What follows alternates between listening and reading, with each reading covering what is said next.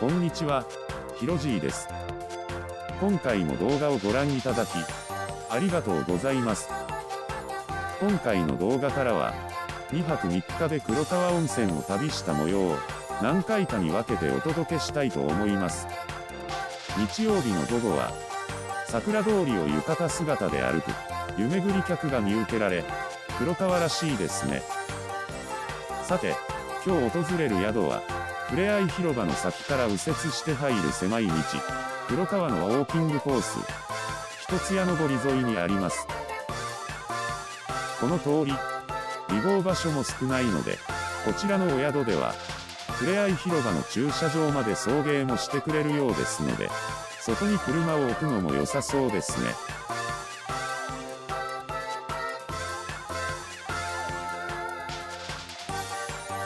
宿の駐車場に到着しました。お出迎えありがとうございます。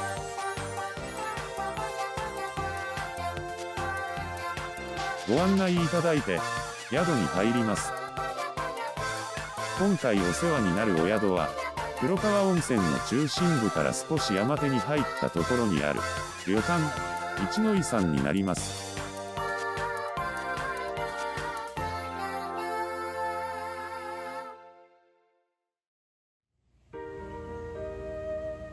旅館、一の井さんは、全14室の、こじんまりとした静かなお宿で、一人旅対応もしていただけるお宿です。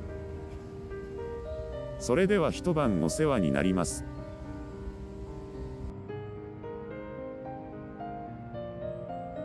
玄関を入ると広めのロビーがあり、左手にフロントカウンター、正面には売店、右手のカタログなどが置かれた棚の先に、喫煙室が設けられています。売店の左奥には、ソファーが置かれたラウンジがあり、コーヒーなど飲めるようですね。それでは、チェックイン手続きを済ませましょう。今回も県民割を利用しているので、2枚ほど必要書類の記入があります。館内の説明を受けながら、部屋に案内していただきます。ラウンジには、カウンターがあり、その上には、女将特製の無料ドリンクが置かれています。しそとオレンジ、お風呂上がりにいただいてみましょ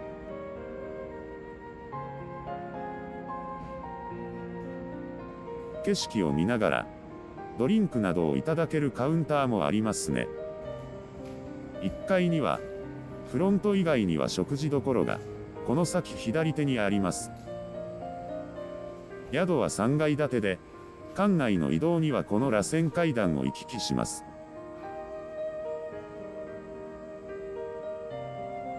部屋や浴場は、フロントより下にあり、地下階の表示ですが、地下室ではありません。斜面に立っているため、そのような表記になっています。この階段をさらに降りると、大浴場や貸切湯に行けます。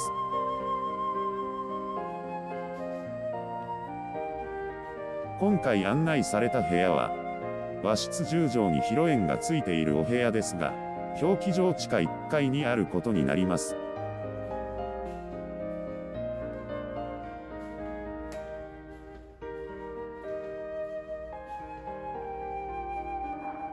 私の部屋は、こちらになります。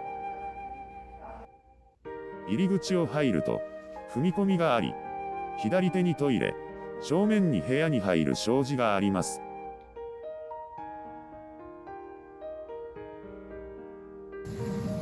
障子を開けて中に入ると、10畳の和室の真ん中に大きな座卓が一つ。一人では広すぎるくらいの部屋です。そのまま奥に進むと、広縁があり、大きな窓からは、階下の部屋の屋根が見えます。この屋根は、貸切湯や大浴場の屋根のようです。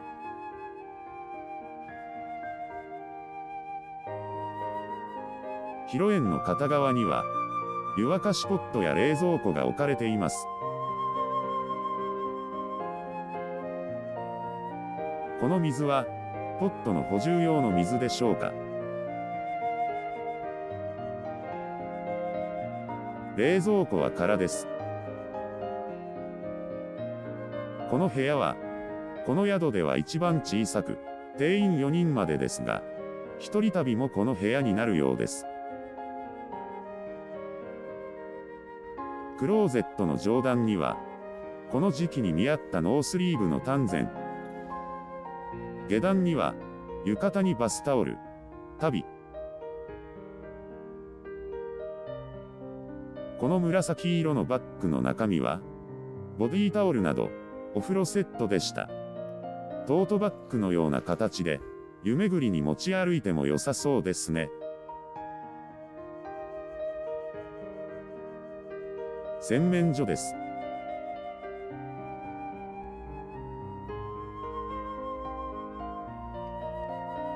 ハンドソープ、ドライヤーなどの備品。手拭きがペーパータオルなのが清潔で良いですね。シャワートイレ、便座消毒用の薬剤もあります。座卓の上には、テレビとエアコンのリモコン、そして、貸切湯のカタログが置いてあります。貸切湯の予約をフロントでして、お茶を入れ、しばし休憩です。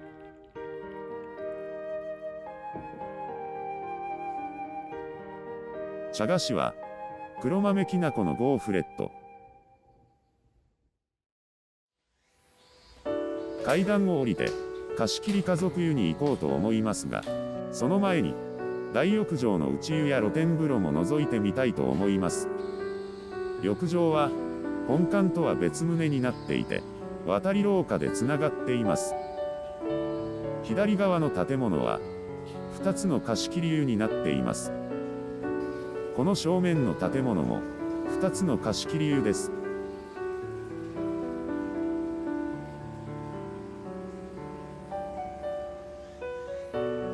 この先が大浴場です。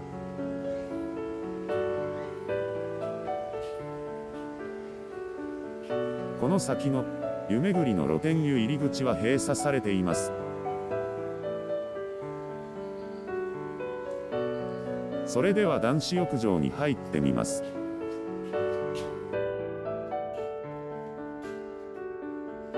きれいに清掃されている広い脱衣場です。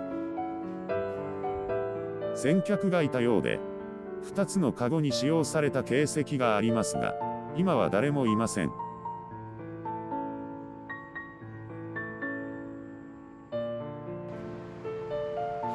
大量の髭剃りとヘアブラシが置かれています。ヘアトニックにアフターシェーブローション。洗面台の棚にヘアドライヤー。冷温水器もあります。ほのかに硫黄の香りが漂う内湯は、天井が高く、濡れ感はありません。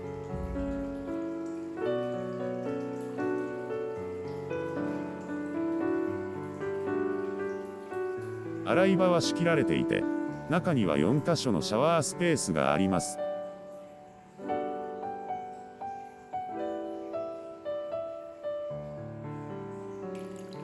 泉質は、弱酸性単純硫黄温泉で、約51度の源泉を、かけ流す湯量で40から42度に調節しているそうです。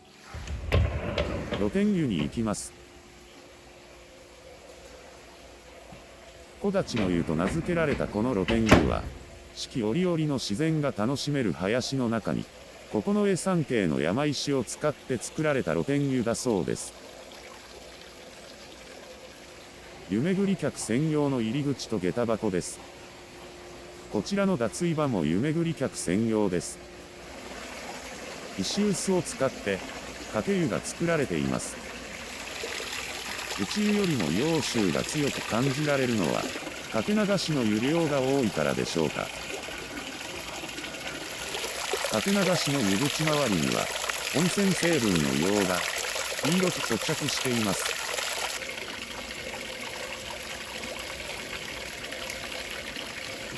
かけ流しの湯口の反対側には、底あたりからポコポコと湯が湧き出る工夫がされています。広い露天湯全体の湯温が保てるような工夫だと思います。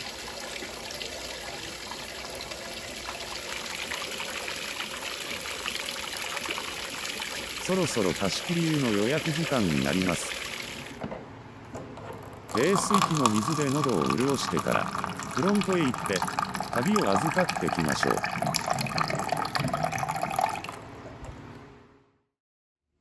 こちらが今回借りた部屋。この宿の貸切湯は有料で、貸切時間は45分。料金は1000円となっていて、フロントにて予約が必要です。アメニティは充実しています。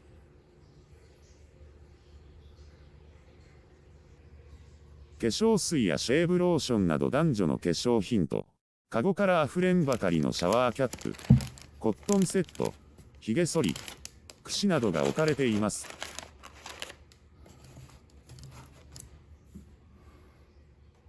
6畳間ぐらいの浴室に、切り石で縁取られた湯船。3、4人の家族で入っても、ゆっくり過ごせそうですね。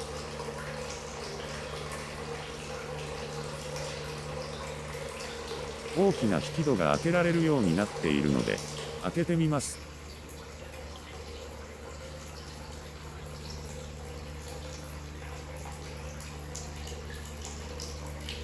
光が奥まで届き、随分明るくなりました。ヘアシャンプー、コンディショナー、ボディーソープのセットです。18時の予約ですが、夕食が19時からなので、早めに済ませようと思います。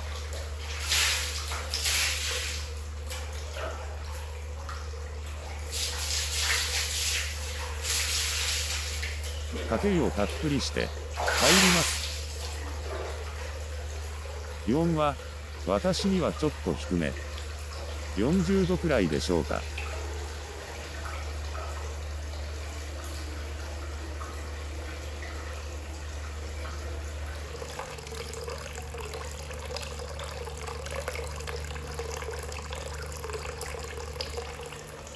湯は温泉成分で少し濁りはありますが、ほぼ透明で、露天湯ほど硫黄臭は感じません。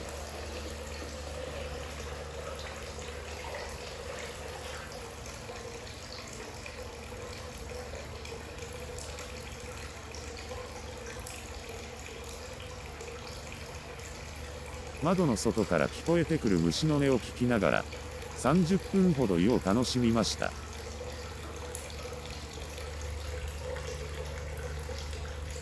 そろそろ上がることにします。開けた引き戸を閉め、鍵をかけます。良い湯でした。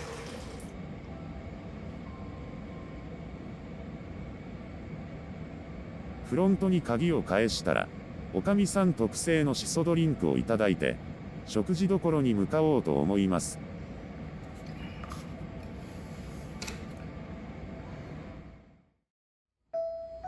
食事処は、フロント階にあり、もともとの大広間を間仕切りで仕切って作られた、個室にていただきます。107、こちらです。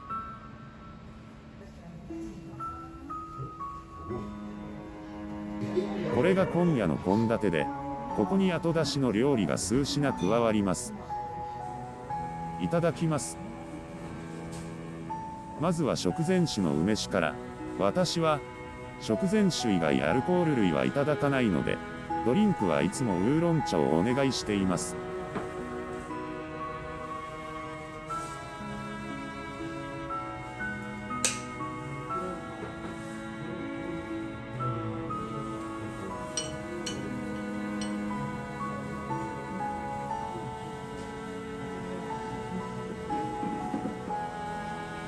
やはり熊本ですから、馬刺しもついたプランにしています。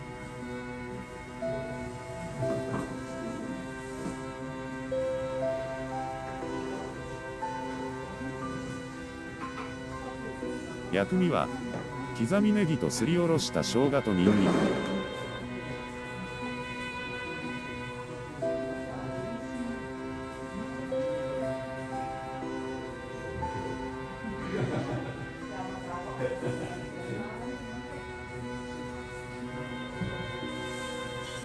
川魚の刺身は久しぶりにいただきます。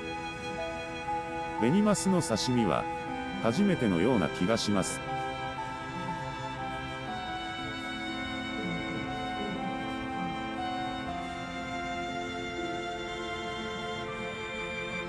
身の柔らかなサーモンといった感じでした。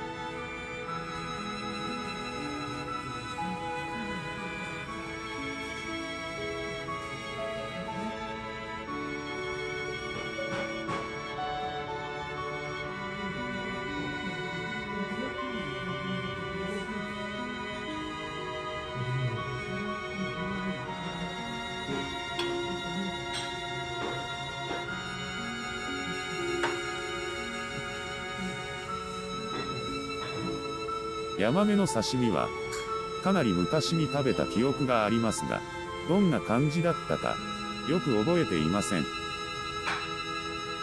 海の魚のような生臭さはなく、身も柔らかくすっきりした甘さで美味しいとは思うのですが、切り身が可愛すぎて少し物足りなさを感じますね。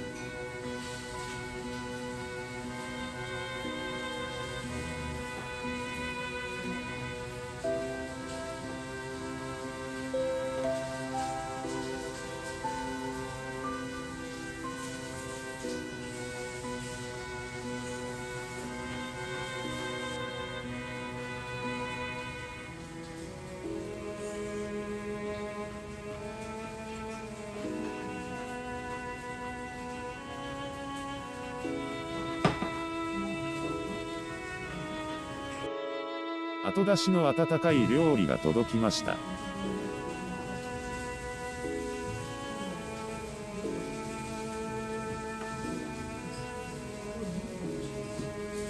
山菜のパイ包み焼き。ゼンマイなどの山菜と魚の切り身をパイ生地で包んで焼いたものです。サクサクとしたパイ生地に包まれた山菜と魚、結構相性が良いのですね。魚は紅マスでしょうか。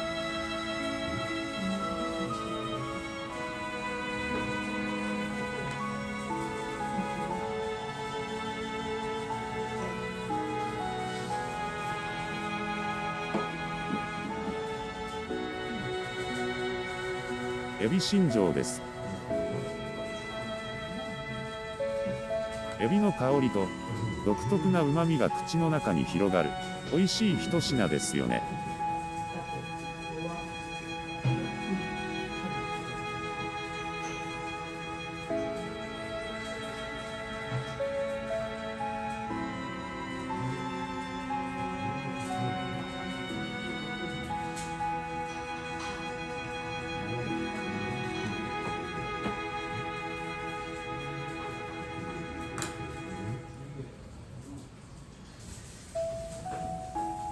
こちらの巾着に入っている品は豆乳茶碗蒸しですが、温かいままお出ししたいという宿の心遣いです。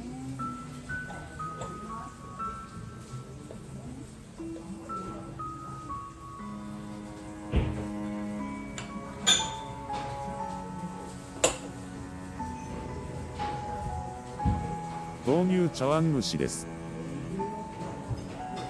豆乳が入ることでよりまろやかな深い味になっているような気がします。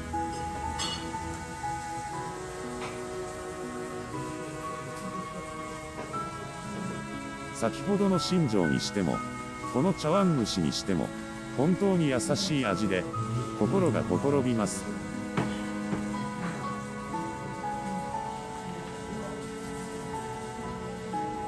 ステーキを焼く陶板の固定燃料に火をつけます。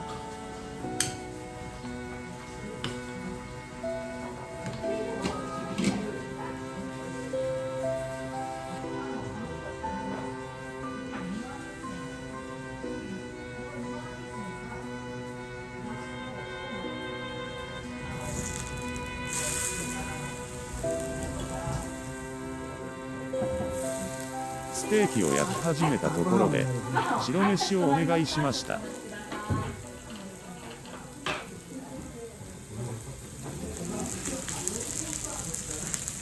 白飯と一緒に吸い物と漬物も合わせて届き、ステーキ定食の出来上がりなわけないですよね。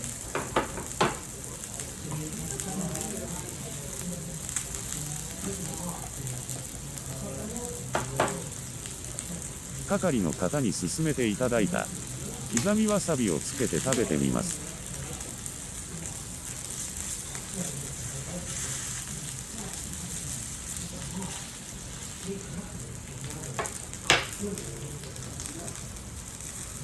牛肉の脂との相乗効果でわさびの辛みが抑えられ、油の甘みがより引き立ちます。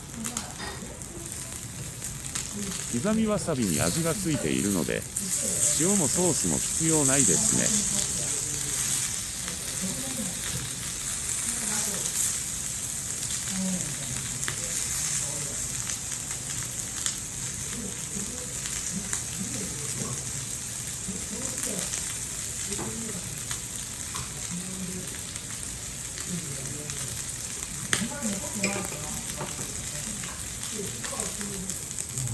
焼き野菜はジャポネソースでいただきます。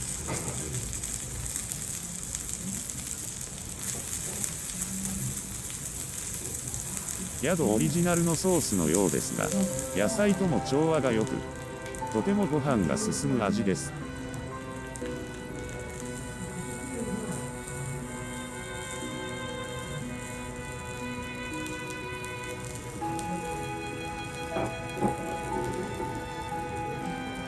白飯は南小国の美味しい水で育った秋景色というお米だそうですが、ふっくらと炊き上がり、甘みの強い美味しいご飯でした。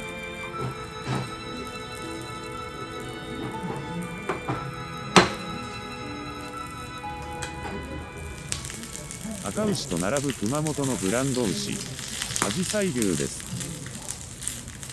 あじさい牛は黒毛和牛を父としてホルスタインと交配した牛で、肉質が柔らかく、適度な霜降りで旨味の強い肉だそうで、1年以上熊本県内でキープしたものに、その名がつくようです。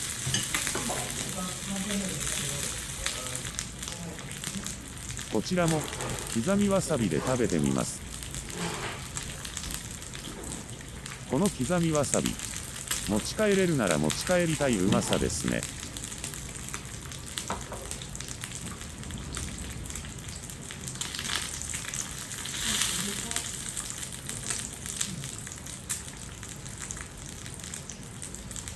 こちらの方が、肉の脂がさらりとした感があります。私的には、こちらの肉の方が好みに合うような気がします。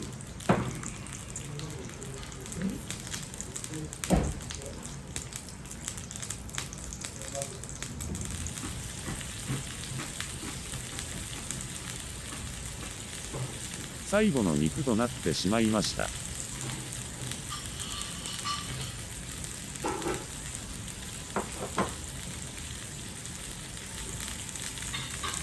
家では絶対に味わえない良質な肉、心していただきます。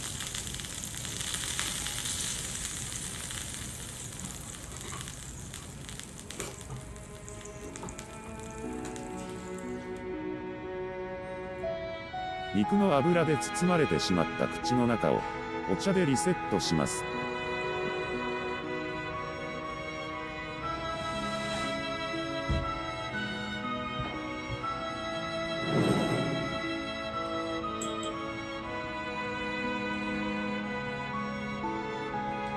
食事の最後に、デザートは豆乳プリン、黒蜜ときな粉がかけられています。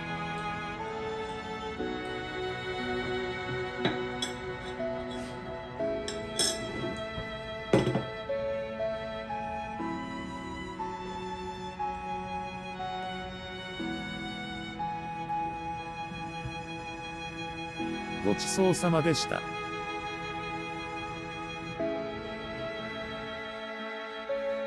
部屋に戻ると、布団が敷かれています。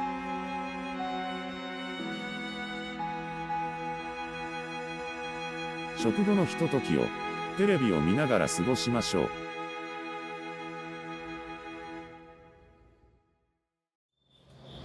大浴場は、23時に入り口の扉が閉まります。虫の音を聞きながら、渡り廊下をゆっくり歩いて、大浴場に向かいます。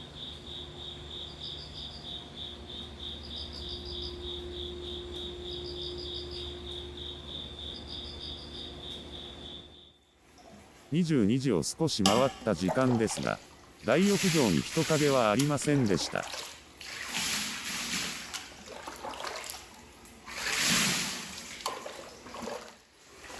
皆さんもうお休みというわけではないでしょうが、静かなひとときを楽しんでおられるのでしょうね。露天湯にやってきました。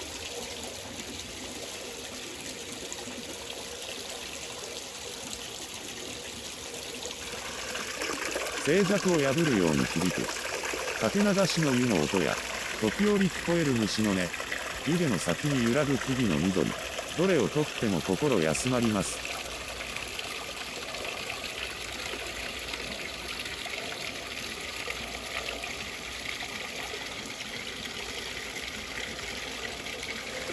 今夜もぐっすり眠れそうです。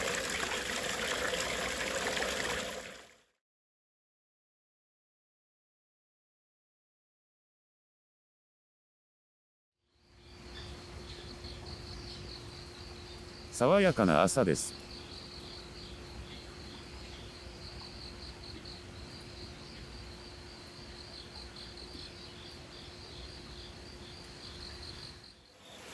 夜の名残ですね。虫の音が聞こえます。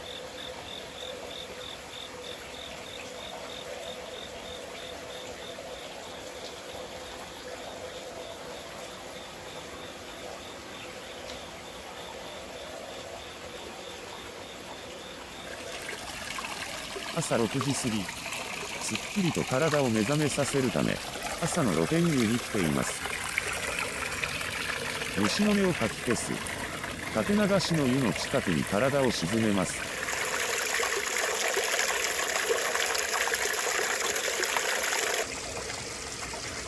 朝の美味しい空気を体いっぱいに吸い込み、心と体をリフレッシュして、今日もスタートしたいと思います。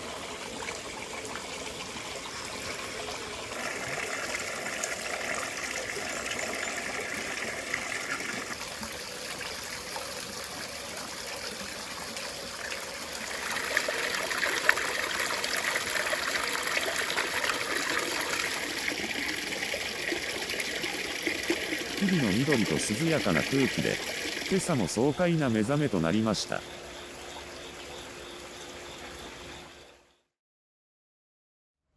朝食の時間がやってきました。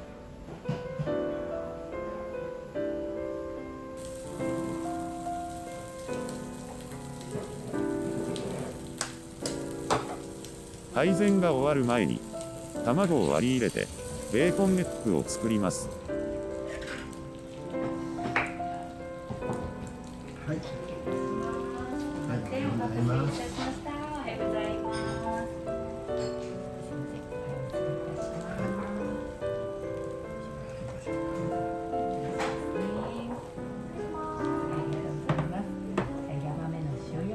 焼き魚のヤマメの姿焼きと白飯、ジャージー牛乳が届けられました。ご飯とお飲み物の方はおかわりの方をご準備しておりますので、こちらボタンの方でお知らせください。ゆっくりどうぞ。湯豆腐と豆乳の入った出汁を器に取り分けます。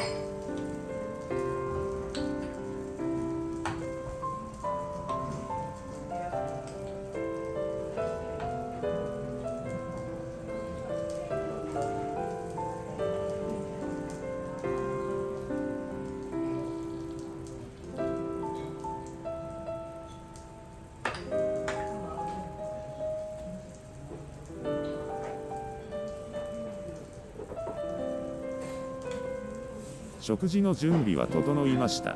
いただきます。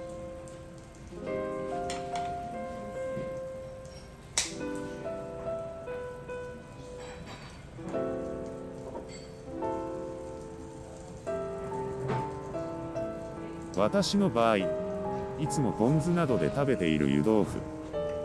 以前福岡の旅館でも、豆乳の出汁で食べたことはあるのですが、久しぶりにいただいた豆乳出汁の湯豆腐は、コクのある優しい味で、本当に驚きました。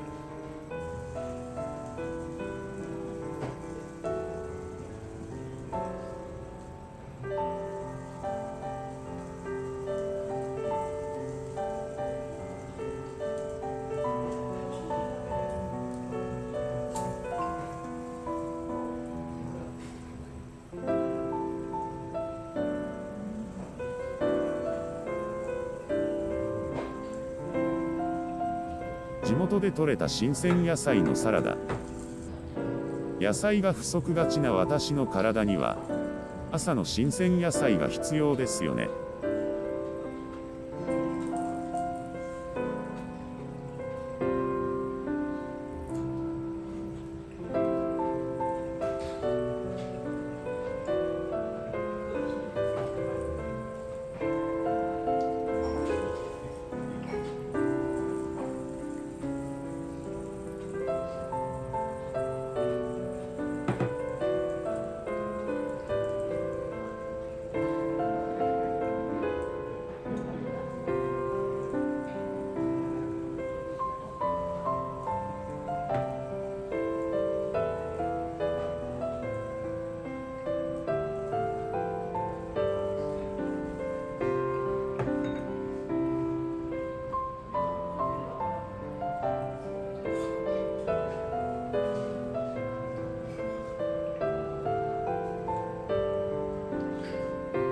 この湯豆腐の出汁だけでも、ご飯のおかわりができそうです。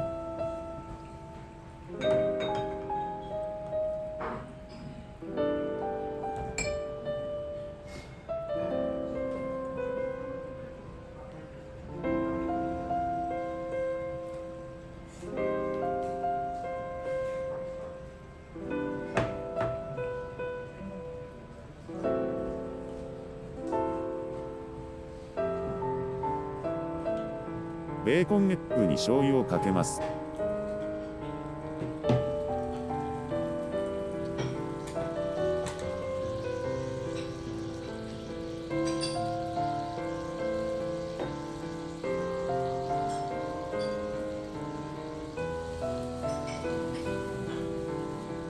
まだちょっと早かったようで、白身が固まっていません。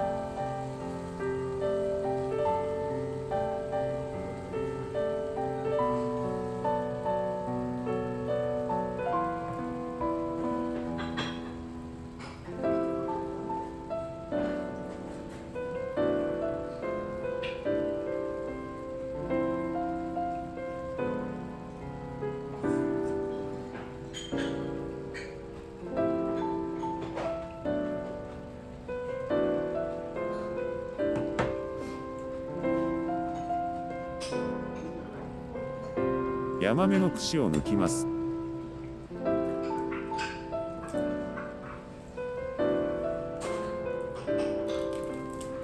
ちょっと身が崩れてしまいました。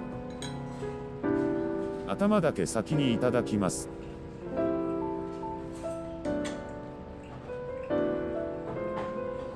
残りのミニレモンを絞ります。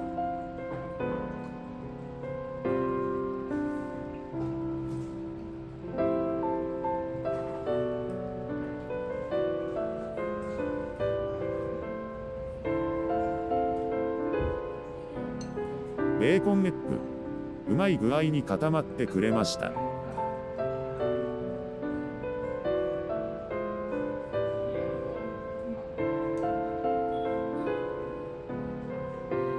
黄身は半熟となっていて、最高の出来具合です。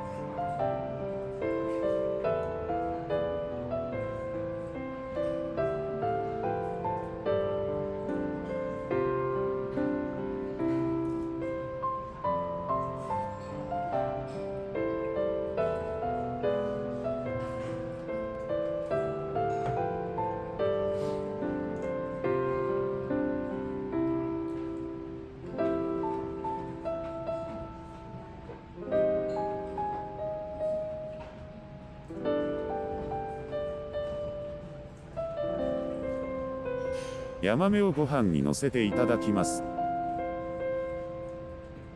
朝食で出る焼き魚といえば、塩鮭や塩サバが定番ですが、こちらでは、手間暇のかかる串焼きで、そのおもてなしの思いに頭が下がります。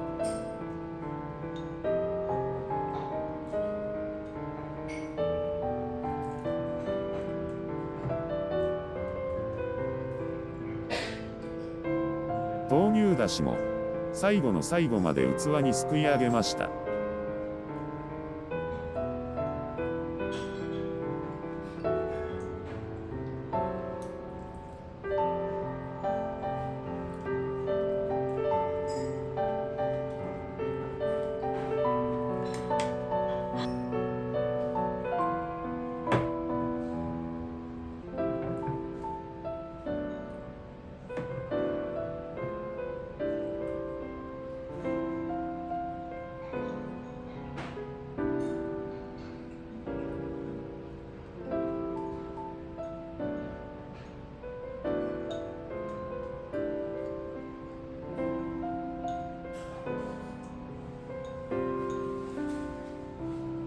最後のご飯をきれいにさらい、豆乳だしも飲み干して、並べられた器の中には、何もなくなりました。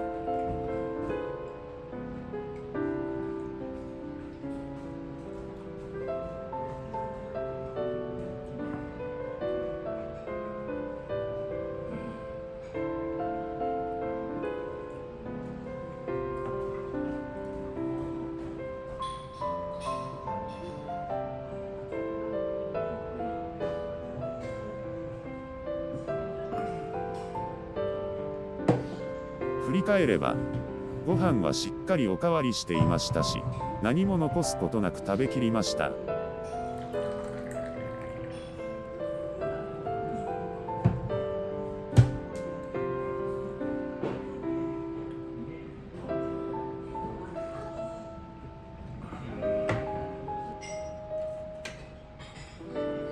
最後に残った煮豆をデザート代わりに口に運び、完食です。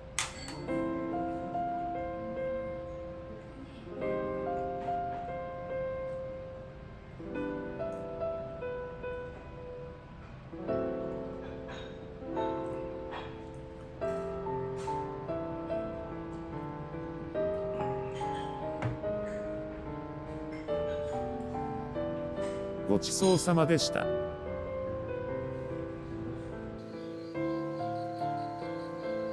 部屋に戻って旅立ちの準備をします。